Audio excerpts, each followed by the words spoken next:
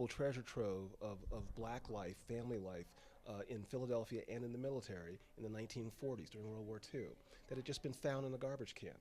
And what was really unique about that particular archive is that it was one of the few documentations that remain about a very special unit of black soldiers during World War II who were integral in the success of the Battle of the Bulge, because their unit was specifically tasked with throwing the German armies off by planting decoys, like a whole decoy army. But someone got this box and just threw it away.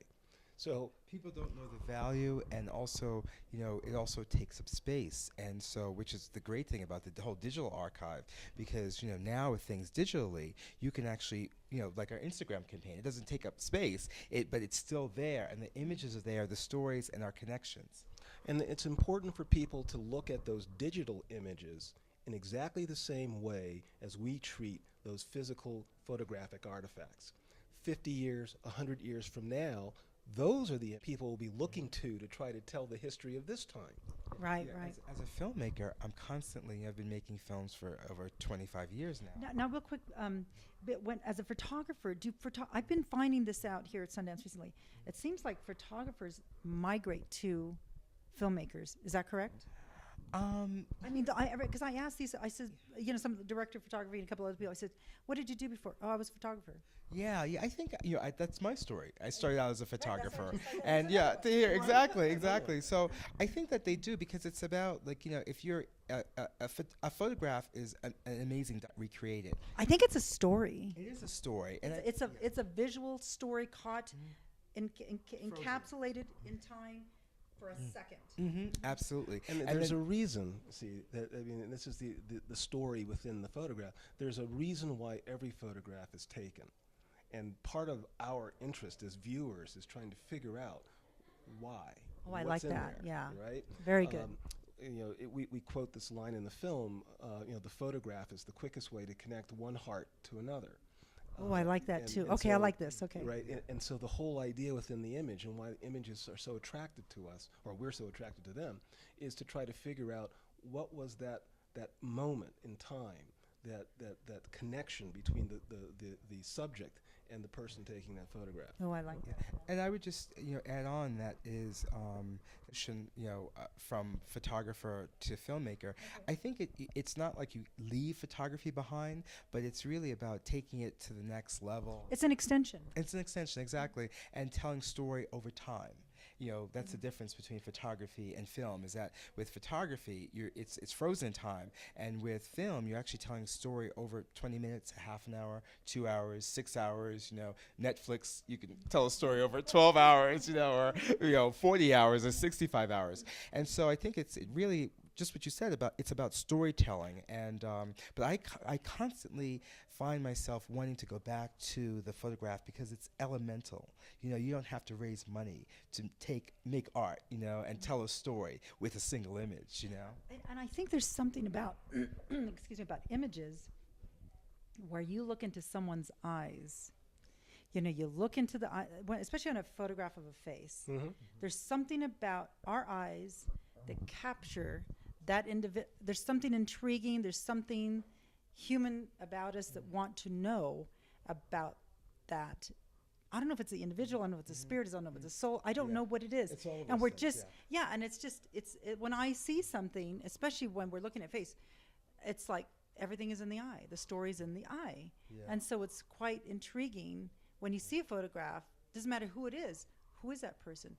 It is all these thoughts, even though you're not consciously thinking about the questions. It's in our human DNA. Right. We want to know. And that is the story of both the film and digital diaspora and that social media campaign, because when you strip away all of the political baggage and all of the labels that we put on people, and you just focus on the image, and you see these images, the commonality of our humanity, right, is what comes through.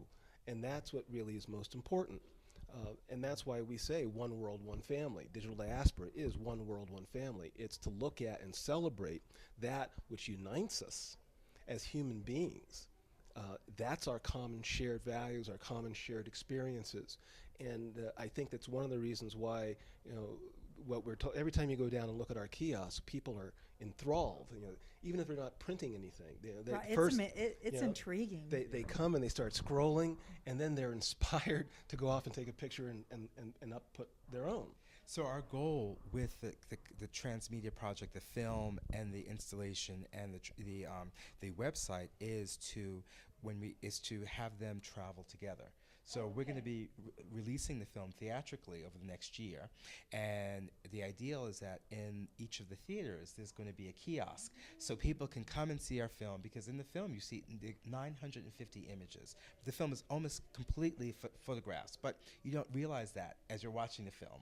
And yeah, so you're seeing these people's people's eyes, as you mentioned. You hear their stories, and you're reading all this information, with your head, with your eyes, with your heart, in terms of the music and sound, and you're going to come out of that experience thinking about what's in my family archive, and how does my family photographic archive connect with the history of this country or the history of the world, because many of us come from other places and cross waters to get here, or miles at least.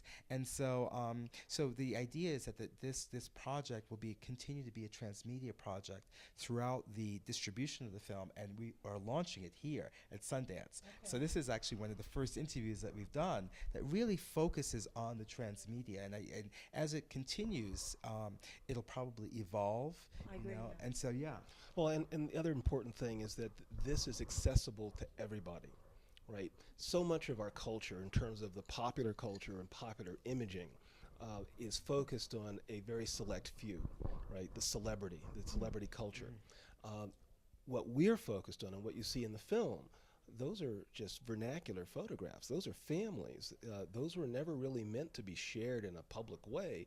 But we're defining family, not simply the biological family, but it's also the family we choose. The community, friends. Right. How you even just taking a picture with someone you met, in the same frame means that you have a connection. You have a historical, connection as a filmmaker. I look at these photographs from taken 50 years ago. I put them in a film, and they become, significant. Yeah. I like that. And so what we're trying to do is to bring some of that importance, bring some of that significance, bring some of that signifying to the average, ordinary, just you and me. Well, you're calling. It's a calling. It's a calling to awake, almost. Yeah. And I like that. Yeah, and I just want to mention one of our other producers, actually two of our producers that are not here that went back home. One is Deborah Willis. Okay. And there was another one I met. Ann Bennett. Yeah. So Deborah Willis is in many ways the impetus of this film, because she produced a book, which is a groundbreaking book called Reflections in Black. And that came out, Reflections in Black, Black Photographers and the Emergence of a People. And that came out in 1999. And I was in that book. And so she approached me about doing a film version of that book. Okay, so it was a book to begin with. Oh, Yeah. And what's the name of the book again? It's called Reflections in Black, Black Photographers from 1840 to the Present. And who's it written by? It's written by Dr. Deborah Willis, who is the authority on African American photography. She's written on the subject. She also is the chair of photography and digital imaging at NYU, New York University. And So she means business. Oh, she's amazing. She's a force of nature. Check out, everyone should at least own one of her books in their library. Her name is Deborah Willis, PhD. She's Dr. Deborah Willis, and MacArthur Fellow. She's a MacArthur Fellow, has won all these. She actually is up for an NAACP Image Award. I'm sorry, NAACP, is it Image Award or NAACP Image Award? Yeah, for her newest book, which is called Envisioning Emancipation, which actually looks at the photographs right before the end of slavery and right after the end of slavery, and talks about the stories of these people pulling themselves up by the bootstraps, which we don't necessarily get in history books. Right.